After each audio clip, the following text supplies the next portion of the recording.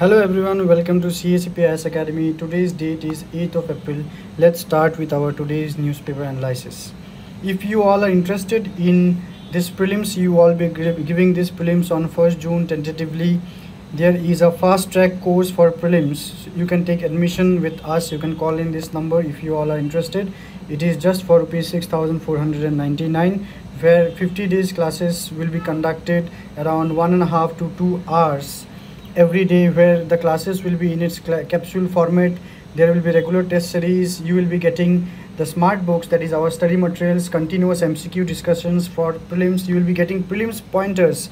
It is your static plus current affairs pointers. You will be getting current affairs specific sessions, special classes will be taken along with the magazines of current affairs, and all these things you will be getting on our CACP app.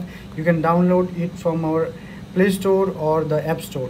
If any of you or your known person is interested in a foundation batch, then you can refer our foundation batch, that is Parakram batch, where the set of faculties will be teaching both offline and online.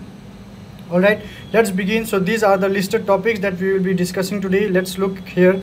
The first topic is clean voters list. It is based on the article of The Hindu.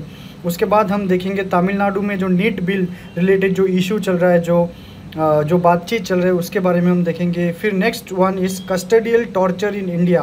वहाँ पर हम human rights के बारे में बात करेंगे, social justice के बारे में बात करेंगे. देन आज के हर एक पेपर में एकदम फ्रंट पेज में आया है अबाउट द ब्लैक मंडे. ये ब्लैक मंडे क्या है, प्रीलिम्स के लिए आपका इम्पॉर्टेंट हो सकता है ये. और उसके साथ असम ट्रिब्यून से एक न्यूज़, असम सैट, जो एक इंडिजिनियस टेक्नोलॉजिकल डेवलपमेंट होगा असम के लिए, असम में by ISRO and other organisations, वो भी हम डिस्कस करेंगे. Let's start with the first news, that is clean voter list. As I have said you कि ये एक द हिंदू का आर्टिकल से लिया गया है, जो कि टाइटल है क्लीन वोटर लिस्ट और the choice of Aadhaar linkage which will belong to GS2 paper under governance. तो इसका जो रेलिवेंस है आपके एग्जामिनेशन में, आप देखिएगा ये प्रीलिम्स से ज़्यादा मेंस एग्जामिनेशन में ज़्यादा रेलिवेंट है ये, क्योंकि ये जो आर्टिकल है it shows the concern of the governance, electoral reforms and data privacy. चलिए देखते हैं what is the context. March 2025 को election commission of India has initiated a move to link your voter ID with your Aadhaar. जो आपका जो voter ID है, जो एक नंबर है EPIC नंबर हम कहते हैं, उसको आधार नंबर के साथ लिंक किया जाएगा. ये जो ड्राइव है ये बहुत बार बहुत अलग अलग डॉक्यूमेंट्स के साथ भी हुआ है कि आधार को हर एक चीज़ के साथ, हर एक डॉक्यूमेंट के साथ, इवन कि आधार और पैन लिंक भी मैंडेटरी कर दिया गया था, वो भी हम सब ने कराया था इन अ स्टिपुलेटेड टाइम मैनर. तो अभी वोटर ID को भी आधार के साथ लिंक कराना होगा. तो ये रिलेटेड न्यूज़ है.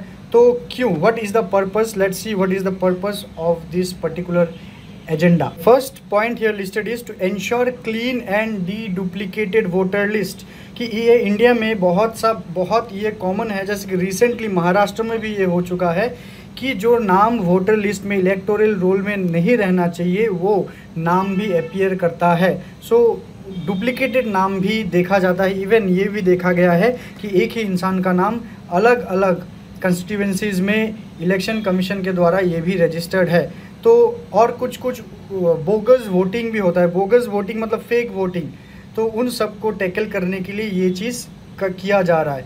And multiple voter ID per individual. अगर आप एक इंसान हो, अगर आप if you are possessing multiple voter ID, तो ये एक्चुअली एक कानूनी अपराध है. तो उसको भी कैटर करने के लिए ये किया जाएगा. तो ये एड्रेस में क्यों आया, क्योंकि recently 40 lakh voter in Maharashtra in 5 months, and impossible spike compare to 32 lakh over 5 years. कि पिछले 5 साल में 32 लाख नए वोटर रजिस्टर हुए थे, पर लास्ट 5 month में अचानक से 40 लाख नए वोटर रजिस्टर हुए हैं. तो ये एक कंसर्न वाला बात है कि ये क्यों करना है.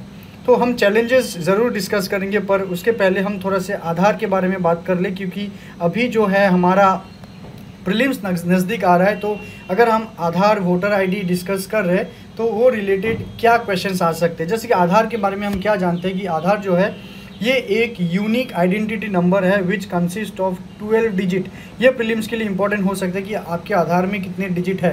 12 डिजिट यूनिक आइडेंटिटी नंबर, याद रखिए। और जो आधार है it is mandated under an act, याद रखिए जो आधार है it is mandated under an act, और वो एक्ट का नाम क्या है मैं बोल रहा हूँ, आप लोग सुनिए कि Aadhaar targeted delivery of financial and other subsidies benefits and services act 2016। 2016 को एक एक्ट आया था which titled as Aadhaar targeted delivery of financial and other subsidies benefits and services act, कि उसके अंडर ये आधार आता है। पर ये आधार मैंडेटरी है कि नहीं है? नहीं, ये आधार एक्चुअली ऑप्शनल है, ये लीगली ऑप्शनल है फॉर इंडिविजुअल्स। पर जैसे कि गवर्नमेंट के पास ये भी अथॉरिटी है कि अगर आप गवर्नमेंट या फिर कोई भी फिनेंशियल सर्विस यूज़ करने के लिए आधार अगर आपको चाहिए तो बाय डिफ़ॉल्ट आपको आधार बनाना है। हाँ, ये इम्पोज तो नहीं किया जा रहा, पर येस ऑब्वियसली एक पैसिव इम्पोजिशन ज़रूर है। तो सिमिलरली ये भी जो है आपका वोटर आईडी, ये भी एक इम्पोजिशन ही कहलाएगा कि आधार के साथ आप अपना वोटर आईडी लिंक करो। ऑलराइट, तो ये what is the move we have already discussed. Next is हम देखते हैं what are the challenges and constitutional concerns, कि ये जो लिंक कराने का जो गवर्नमेंट ने सोचा है उसका चैलेंजेस क्या है, या फिर कॉन्स्टिट्यूशनल कंसर्न कुछ है कि नहीं है। द फर्स्ट वन इज़ कि जो मैंने अभी अभी बोला कि आधार का जो नेचर है वो वॉलेंटरी है, मतलब आधार जो है it is not mandatory, it is not mandatory.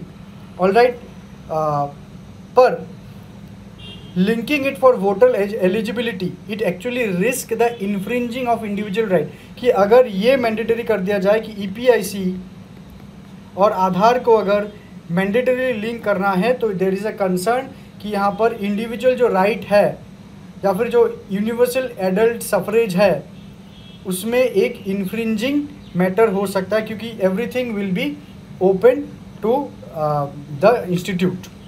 मतलब कि आधार मैंडेटरी नहीं है, फिर भी एक पैसिव इम्पोजिशन करके ये एक वोटर एलिजिबिलिटी रिस्क को इन्फ्रिंज किया जा रहा है, दखल दिया जा रहा है।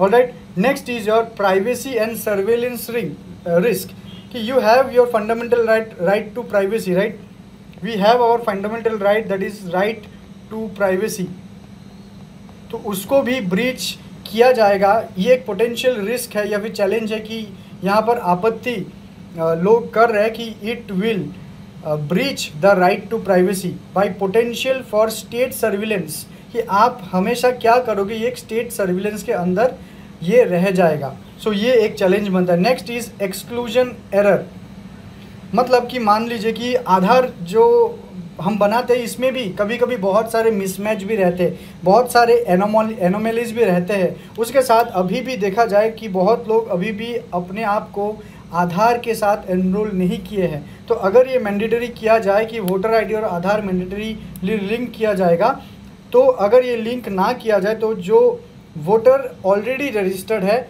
उनको वोटिंग राइट से डिनाई भी किया जा सकता है। So this is a risk of denying of rights या फिर denying of voting rights if you do not link your voter ID and Aadhaar. Alright, next is legal ambiguity. Legal ambiguity का मतलब है, या फिर एम्बिग्विटी शब्द का अर्थ है कि जो कुछ क्लियर नहीं है। इफ़ समथिंग इज अनक्लियर उसका मतलब है एम्बिगुअस। लीगल एम्बिग्विटी का क्या है यहाँ पर, the representation of people act 1950 जो है, जो कि 2021 में अमेंड हुआ था। क्या, let me write it down here, कि the representation of People's Act 1950 which was amended in 2021, जहां पर यह कहा गया कि आधार को लिंक वॉलेंटरीली किया जाएगा, ना कि मैंडेटरीली। ठीक है, पर ये अगर कर दिया जाए कि आधार और वोटर आईडी को लिंक करना ही है तो ये representation of people's act 2021 amendment को वायलेट करेगा, which will be ultra vires of the constitution. So this is again a constitutional concern. ठीक है, so this is what which has been discussed in your article. तो और भी अगर हम कुछ देखें कि अगर बेनिफिट के बारे में सोचे कि अगर चैलेंजेस को हम सेट असाइड करें, मान लेते कि चैलेंजेस को मिटिगेट किया गया, अगर हम बेनिफिट्स को देखें यहाँ पर कि यहाँ पर बेनिफिट्स क्या होगा। बेनिफिट्स ये होगा कि जो डुप्लीकेट या फिर फेक वोटर्स है, आप लोग नोट डाउन कर सकते हो, डुप्लीकेट या फिर जो फेक वोटर्स है उनको एलिमिनेट किया जाएगा। एक इंसान जो मल्टीपल टाइम वोट देता है अलग अलग मतलब यूनिक आईडी से अलग, क्योंकि बहुत अलग अलग जगह पर उसका नाम दर्ज किया गया है, तो मल्टीपल वोटिंग भी प्रिवेंट किया जाएगा, मल्टीपल वोटिंग प्रिवेंट होगा। और जो हमारा ड्यूटी है, जो हम चाहते हैं कि एक फ्री एंड फेयर इलेक्शन हो, फ्री एंड फेयर इलेक्शन हो, उसको बहुत अच्छी तरह से स्ट्रीमलाइन करके स्मूथली ये free and fair election conduct किया जाएगा। Alright, so next move on to the next news, that is Tamil Nadu NEET bill. देखिए, तो ये हम क्यों डिस्कस करें, क्योंकि ये जो तमिलनाडु गवर्नमेंट है, it has cleared a bill upon NEET. तो ये इशू क्या है कि तमिलनाडु गवर्नमेंट या फिर तमिलनाडु असेंबली ने क्या कहा कि जो डॉक्टर बनने के लिए जो एग्ज़ाम मैंडेटरी है इंडिया में, जो कि ये national eligibility cum entrance test, जिसको हम नीट बोल के जानते हैं, उसको तमिलनाडु ने अपोज किया है कि उसको मैंडेटरी ना बनाया जाए। कि तमिलनाडु में अगर डॉक्टर बनना है या फिर मेडिकल एडमिशन्स लेने हैं तो नीट अगर आपने नहीं भी दिया होगा तब भी आप एडमिशन्स ले पाओगे। क्यों? क्योंकि इट आर्ग्यूड दैट डिसएडवांटेज या फिर अंडर प्रिविलेज्ड या फिर रूरल स्टूडेंट्स के लिए ये एक डिस्क्रिमिनेटरी है या फिर बहुत से प्रॉब्लम्स है जिसके वजह से वो नीट नहीं क्लियर कर पा रहे। तो यही रिलेटेड आज हमारा डिस्कशन होगा, which comes under your GS2 paper, governance और सोशल जस्टिस के अंदर भी ये आएगा, और basically it is very very important for your mains. Alright, let's see. So NEET क्या है कि NEET is a centralized exam for admission into undergraduate medical courses into India। कि अगर आपको MBBS करना है, अगर आपको डॉक्टर बनना है, then you have to clear the NEET examination। Alright, तो ये जो नीट है उसको लेके क्या प्रॉब्लम है कि ये प्रॉब्लम ये है कि तमिलनाडु गवर्नमेंट ये कहना चाहता है कि भाई जो हमारे तमिलनाडु में अगर कोई मेडिकल कॉलेजेस में एडमिशन लेना चाहे तो वो नीट क्लियर ना करने से भी होगा, सिर्फ और सिर्फ क्लास 12 के मार्क्स के आधार पे उनको कट ऑफ डिटरमाइन करके उनको एडमिशन दिया जाएगा कि एक सर्टेन परसेंटेज अगर आपको मिलता है तो आपको मेडिकल कॉलेजेस में एडमिशन ज़रूर मिलेगा। ठीक है, ये क्यों किया गया? क्योंकि जब 2017 में नीट को इम्प्लीमेंट किया गया पूरे इंडिया में कि नीट को कंपलसरी किया गया, when NEET became mandatory for India, तब ये तमिलनाडु में ये देखा गया कि डिस्पैरिटी होने लगा। देयर इज़ डिस्पैरिटी मतलब क्या? भेदभाव, स्पेशली रूरल स्टूडेंट्स या फिर इकोनॉमिकली वीकर स्टूडेंट्स के बीच। मतलब ये कैसे पता चला कि अगर आप एनरोलमेंट देखने जाओ कि जो इकोनॉमिकली एडवांटेजेस है वो ज़्यादा मेडिकल कॉलेजेस में एडमिशन्स ले रहे हैं, और जो इकोनॉमिकली वीकर सेक्शंस है या फिर रूरल स्टूडेंट्स है उनको मेडिकल कॉलेजेस में एडमिशन नहीं मिल रहा है because of the imposition of the NEET. Alright, so 2021 को ये स्टार्ट हुआ। 2021 को तमिलनाडु असेंबली ने ये नीट एग्जेम्पशन बिल पास किया। नीट एग्जेम्पशन बिल, याद रखिएगा, नीट एग्जेम्पशन बिल पास किया अपने असेंबली में, पर ये एक्ट अप्रूव नहीं हुआ। गवर्नर ने ये एक्ट 2022 को रिटर्न कर दिया, नॉट अप्रूव्ड।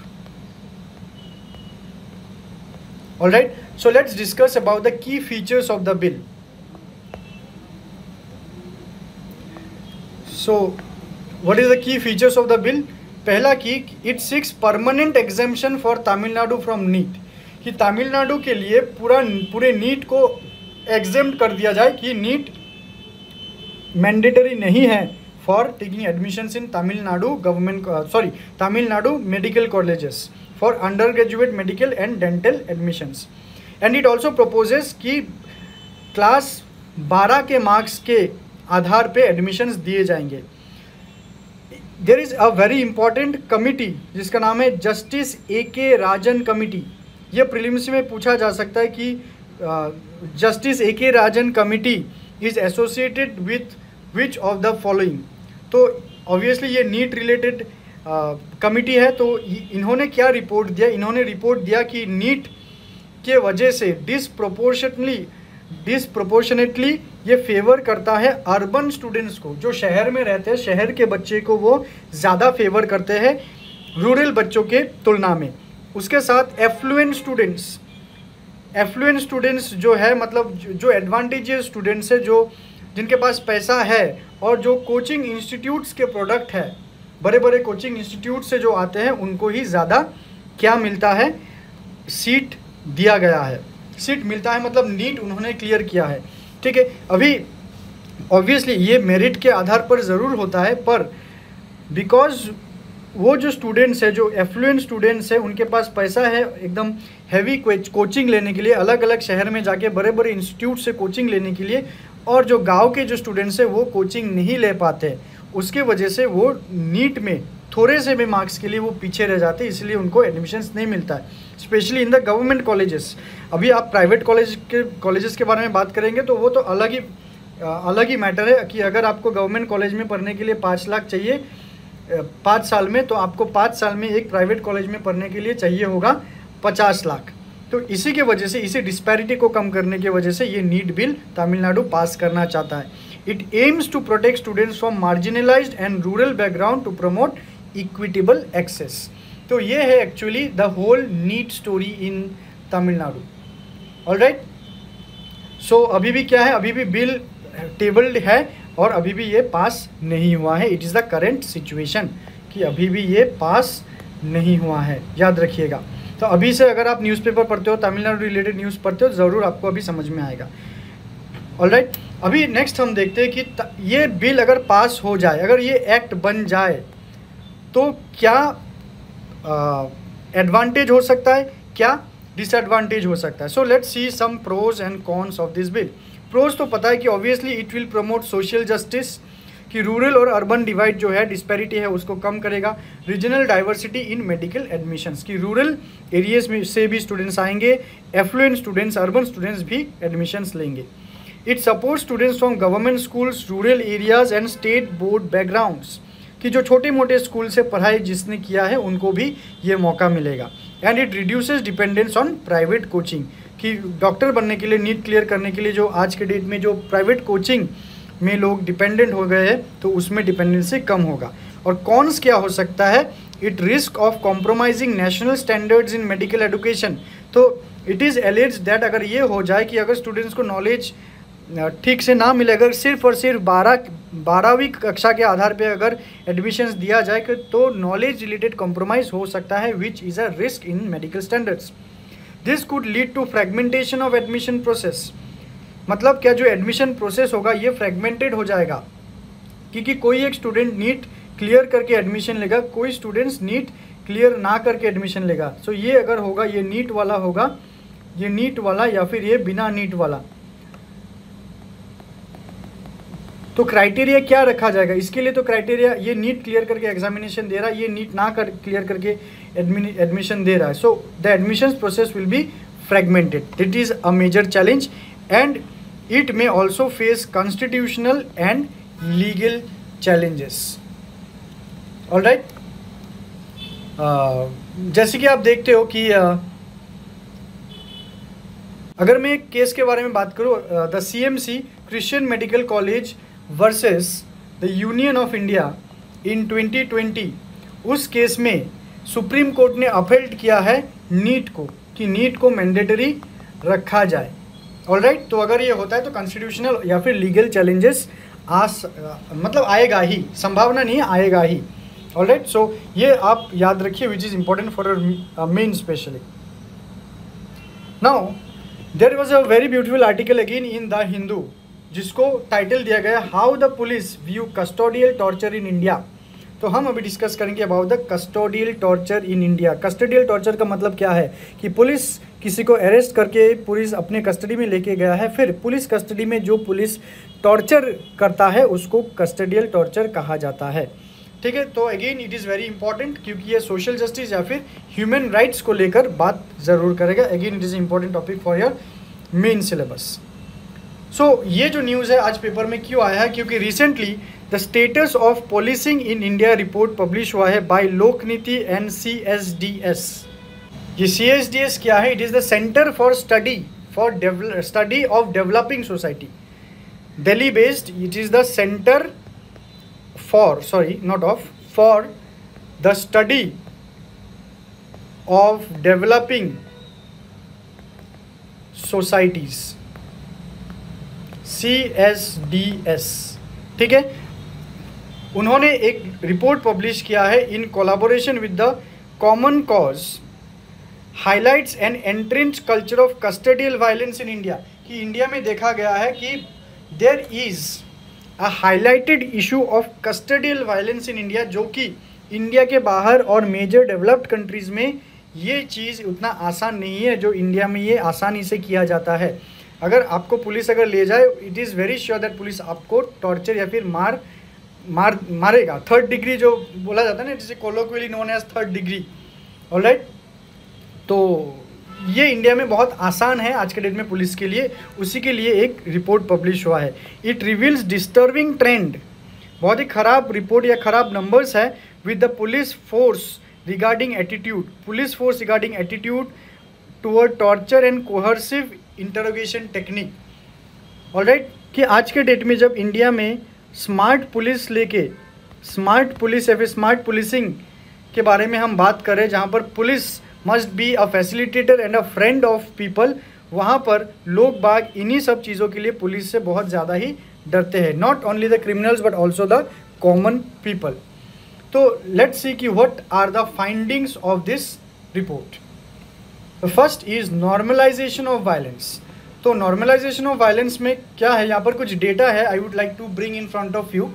जैसे कि 63% ऑफ पुलिस पर्सनल वो वायलेंस को जस्टिफाई करते हैं against suspect of serious crime. मतलब कि क्राइम अभी भी सस्पेक्टेड है, ये एलेज्ड है, अभी भी ये कोई कंक्लूजन में नहीं आया है, पर 63% of the police they justify कि the violence against the suspects of serious crime ये ठीक है। जिनको पकड़ा गया है, हमें पुलिस को लगता है कि वो दोषी है, उनके अगेंस्ट में violence it is justifiable told by 63% of them. ये जो इंस्टीट्यूशन है, उन्होंने, ये सोसाइटी है, उन्होंने ये सर्वे निकाला है। Next thing, 30% of the police they support third degree methods for crime like rape and murder. कि 30% पुलिस वो थर्ड डिग्री मेथड, मार पीट, ये सपोर्ट करता है अगर कोई रेप या फिर मर्डर केस में पकड़ा गया है। नेक्स्ट, इवन माइनर ऑफेंस, कि अगर गाली गलौज, अगर रास्ते में कोई गाली गलौज जिसको हम वर्बल एब्यूज़ कहते हैं, उसके लिए पकड़ा गया है, उसको भी पुलिस जस्टिफाई करता है कि वहाँ पर भी मार मतलब पुलिस मारेगा, वो ठीक है। स्लैपिंग, कि अगर थप्पड़ वप्पड़ मारना है इट्स ओके, एंड 9% थिंक कि third degree is also justifiable. मतलब जो वायलेंस होता है एक्यूज के खिलाफ, it is normal, it is the data. ठीक है, we are not just judging here, we are not just commenting anything, we are just trying to just see whatever written in the article. Next is support for torture in interrogation. Interrogation मतलब क्या, पूछताछ जो हम बोलते हैं, तो वहाँ पर भी एक good percentage of police they support torture in terrorism related cases. ठीक है, यहाँ पर आप भी सपोर्ट कर सकते हो, मैं भी सपोर्ट कर सकता हूँ, that depends on our perception. Rape और मर्डर में भी, रेप और मर्डर केसेस में भी अगर इंट्रोगेशन होगा तो वहाँ पर भी टॉर्चर जस्टिफाइड है। Alright, next is prevalence of coercive tactics. यहाँ पर क्या बोला गया कि 26% से suspects are often threatened and 18% admit to frequent slapping और लाइट फोर्स। मतलब प्रिविलेंस ऑफ कोएर्सिव टैक्टिक्स मतलब अगर किसी दोषी को अगर मनवाना है तो उनको ऑफन थ्रेटन किया जाए या फिर उनको हल्का फुल्का कुछ मारा जाए, थप्पड़ हो, घुसा हो, लाठी से मारा जाए, वटेवर। और 10% से कि 3rd डिग्री देना ये बहुत ही यूजुअल है पुलिस के लिए। Alright, and last one is attitude towards accountability. इसका मतलब क्या है कि यहाँ पर क्या बोला गया, यहाँ पर बोला गया अकाउंटेबिलिटी मतलब reporting. It is talking about the reporting. यहाँ पर पुलिस क्या कहते हैं, पुलिस कहते हैं 40% कहते हैं यहाँ पर कि there should be mandatory reporting of torture, कि जो टॉर्चर किया जाएगा एक्यूज्ड के साथ वो मैंडेटरीली रिपोर्ट होना चाहिए। और 40% ये भी एग्री करते हैं कि जो जूनियर अगर किसी एक्यूज्ड को उन्होंने 3rd डिग्री दिया है या फिर मारा है तो वो सीनियर को आके रिपोर्ट करे। So this is the finding of the report that is mention here. Alright, so let's look into some judicial pronouncement. Judicial pronouncement मतलब ये जो कस्टडियल टॉर्चर रिलेटेड है तो यहाँ पर बहुत सारे केस है, जैसे कि DK Vasu versus state of west Bengal, Joginder Kumar versus state of UP, Selvi versus state of Karnataka. जैसे कि DK Vasu versus state of Bengal में यहाँ पर 1997 के केस में वहाँ पर स्टेट ऑफ वेस्ट बंगाल वहाँ पर गाइडलाइन देते हैं of arrest and detention, then mandated medical examination, informing relatives etcetera, वो सब। सो या आप लोग ये ज़्यादा इंपॉर्टेंट नहीं है, आर्टिकल में मेंशन्ड है तो मैंने सोचा कि ये आपको दिखा दिया जाए। जो इम्पॉर्टेंट है अभी यहाँ पर आपको ये table, it is very important for your examination. Alright, so देखिए यहाँ पर क्या है, what are the constitutional provisions for custodial torture in India. तो क्या ये अलाउ करता है कॉन्स्टिट्यूशन या फिर कोई अदर लॉ क्या कस्टडियल टॉर्चर को लीगलाइज करता है, वही हम देखेंगे। Let's see the article 21 which is your right to life and personal liberty, जो कि ऑटोमेटिकली बाय डिफ़ॉल्ट ये मीन करता है कि there is a protection from torture from anyone, कि किसी को मारने का अधिकार नहीं दिया गया by article 21। Next article 22 clause 1 it said कि right to be informed of arrest, right to legal counsel, कि हर एक सिटीजन ऑफ इंडिया को देयर इज़ अ राइट कि उनको अरेस्ट किया जा रहा है, प्रायर राइट उनको दिया जाए, और राइट टू लीगल काउंसिल कि जो they shall also get a hire और legal person that is an advocate हो या फिर कोई लॉयर हो, उनको ये राइट है कि वो अपना लीगल काउंसिल उनके बिहाफ में भेज सकते हैं। नेक्स्ट इज़ योर सेक्शन 30 या फिर सेक्शन 31 ऑफ आईपीसी, बट अभी तो ये आईपीसी नहीं है, ये क्या है, भारतीय न्याय संहिता। सो ये सेक्शंस भी डिफर कर सकते हैं, that is not of our matter, हमें मैटर करता है ये कि punishment for voluntarily causing hurt to extort confession. तो यहाँ पर पनिशमेंट लिखा गया है इस भारतीय न्याय संहिता में कि अगर कोई वॉलेंटरीली आपको क्षति पहुँचाए या फिर कोई एक्सटॉर्ट कन्फेशन, कुछ बात बुलवाने के लिए आपको अगर कोई हार्म करे तो वो भी पनिशेबल है। Next is CrPC. तो सीआरपीसी भी अभी नहीं है, उसको रिप्लेस कर दिया गया है बाय भारतीय नागरिक सुरक्षा संहिता। तो वो क्या बोलता है, तो अगेन द सेक्शन में differ, it mandates judicial inquiry in cases of custodial death और रेप, कि पुलिस के कस्टडी में अगर किसी का डेथ हो जाए या फिर रेप हो जाए उसको भी जुडिशियल इंक्वायरी के अंडर लिया जाएगा। And the last one is Indian evidence act section 25। ये एविडेंस एक्ट जो है उसका भी नया नाम क्या है, भारतीय साक्ष्य अधिनियम। ठीक है, रिसेंटली तो ये बिल में चेंजेस आए हैं आईपीसी, सीआरपीसी और इंडियन एविडेंस एक्ट में, ये नाम याद रखिए। तो ये क्या कहता है, confession to police officer not admissible in court, कि मतलब कोई एक इंसान अगर पुलिस ऑफिसर के सामने कोई एक चीज़ कन्फेस उसने किया है तो वो कोर्ट में एडमिसिबल नहीं है। Alright, so that's about the article custodial torture in India. Now let's look into the very discussed news today is the black Monday. देखिए ये क्या रिलेटेड है कि न्यूज़ जो आया है, there is a warning about black Monday crash turned out to be persistent with a global stock market blood bath. मतलब stock market related ये एक न्यूज़ है, ब्लड बाथ। देखिए कितना एग्रेसिव वर्ड्स यूज़ किया गया है। तो मतलब ये किस कंटेक्स्ट में आया है, अगर आपने आज न्यूज़पेपर खोला होगा तो आप देखोगे कि अराउंड 14 लाख करोड़ आज स्टॉक मार्केट से क्या हुआ है, इरोड हुआ है। Okay, why? Due to the changes in US tariff rates higher. तो जो इन्वेस्टर सेंटिमेंट है आज के डेट में फिनेंशियल मार्केट में, इट इज़ वेरी नेगेटिव। तो इसकी वजह से कल और आज कल जब मार्केट खोला था तो around 14 lakh crore investor wealth क्या हो गया है, इरोड हो गया है, गायब हो गया है, कम हो गया है, whatever you want to say. तो यही ऐसा ही कुछ एक इवेंट था हिस्ट्री में जिसको ब्लैक मंडे बोला जाता है। तो क्या है, देखिए ये प्रीलिम्स के लिए very very important for prelims कि डायरेक्टली ब्लैक मंडे क्या है ये पूछा जाएगा। कि अक्टूबर 1987 में, अक्टूबर 1987 में एक ग्लोबल स्टॉक मार्केट क्रैश देखा गया था, where the Dow Jones industrial average of the New York stock exchange USA, जो कि एक दिन में 22.6% फॉल हुआ था स्टॉक मार्केट। सिंपल लैंग्वेज में कि यूएस स्टॉक मार्केट या फिर ग्लोबल मार्केट क्रैश हुआ था, जहां पर वेल्थ 22.6% एक दिन में नीचे आ गया था, और उसको कहा जाता है it was the largest one day percentage drop in its history, and it was referred as the black Monday for the investors of the global stock market. ठीक है, इतना ज़्यादा कुछ उसके अंदर मत जाइए, सिर्फ ये ब्लैक मंडे टर्म को याद रखिए। ये प्रीलिम्स में मैं आज आपको कह देता हूँ, it is very important for your prelims. ये यूपीएससी हो या फिर एपीएससी हो, ये वाला क्वेश्चन आने के चांसेस बहुत ही ज़्यादा है।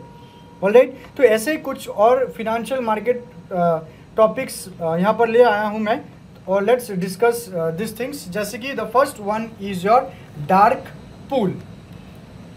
ये डार्क पूल क्या है स्टूडेंट्स? ये डार्क पूल जो है ये एक प्राइवेट फिनेंशियल एक्सचेंज है। जैसे कि फिनेंशियल एक्सचेंज तो पब्लिक होता है ना, जैसे कि आप बीएसई बोलो, नेशनल स्टॉक एक्सचेंज बोलो, this are public stock exchange. पर अगर एक प्राइवेट फिनेंशियल एक्सचेंज है जहाँ पर सिक्योरिटीज़ को ट्रेड किया जाता है प्राइवेटली, पर उसको पब्लिक को एक्सेस नहीं मिलता है, which are generally used by certain big institutional investors और लार्ज मार्केट इम्पैक्ट को रोकने के लिए, कि कुछ ही कंपनीज, कुछ बैंक्स, बड़े बड़े बैंक वो आपस में ही सिक्योरिटीज़ को ट्रेड करते हैं ताकि बड़ा कोई इम्पैक्ट ना पड़े, तो उसको कहा जाता है डार्क पूल। नेक्स्ट है आपका ग्रीन बॉन्ड और ब्लू बॉन्ड। ग्रीन बॉन्ड का मतलब क्या है कि बॉन्ड तो हम सबको पता है कि bond is a debt instrument, कि अगर गवर्नमेंट हो या फिर कॉरपोरेट्स हो, अगर उनको लोन चाहिए पब्लिक से, तो पब्लिक के बीच वो बॉन्ड इशू करके जो पैसा ले सकता है। So bond is a debt instrument और अ फिनेंशियल इंस्ट्रूमेंट। सो जो डेट इंस्ट्रूमेंट या फिर जो बॉन्ड आपका क्लाइमेट या फिर एनवायरमेंटल प्रोजेक्ट्स रिलेटेड काम के लिए इशू किया जाए, उसको ग्रीन बॉन्ड कहा जाता है। और वही अगर कोई ओशियन या फिर मैराइन प्रोजेक्ट के लिए किया जाए तो उसको कहा जाता है ब्लू बॉन्ड। जैसे कि इंडिया में हम सोवरेन ग्रीन बॉन्ड हम पढ़ते हैं, सोवरेन ग्रीन बॉन्ड, तो वही है ग्रीन बॉन्ड। सोवरेन का मतलब है कि इंडिया का अपना खुद का राइट है इंडिया का उसमें। So that is sovereign green bond, जो कि इशू करता है for the projects for climate और environment. Next comes your masala bond. Masala bonds are actually Indian bond. देखिए यहाँ पर मसाला बॉन्ड जो है, they are the Indian bonds which are issued outside India, पर ये जो बॉन्ड है ये रुपी डिनोमिनेटेड होगा। मतलब अगर इंडिया के बाहर जो लोग खरीद रहे हैं उस बॉन्ड को, उसके लिए जो वो पेमेंट करेंगे उसका डिनोमिनेशन डॉलर या फिर कोई अलग करेंसी नहीं, वो रुपीज़ डिनोमिनेशन होगा, तो उसी को कहा जाता है मसाला बॉन्ड्स। उसके बाद आता है कोको बॉन्ड। कोको बॉन्ड का एक फुल फॉर्म है, कोको बॉन्ड का फुल फॉर्म क्या है? Contingent convertible bond. Contingent convertible bonds. तो कंटिंजेंट कन्वर्टिबल बॉन्ड्स क्या है? ये हाइब्रिड इंस्ट्रूमेंट्स है that convert into equity when banks capital falls below a threshold.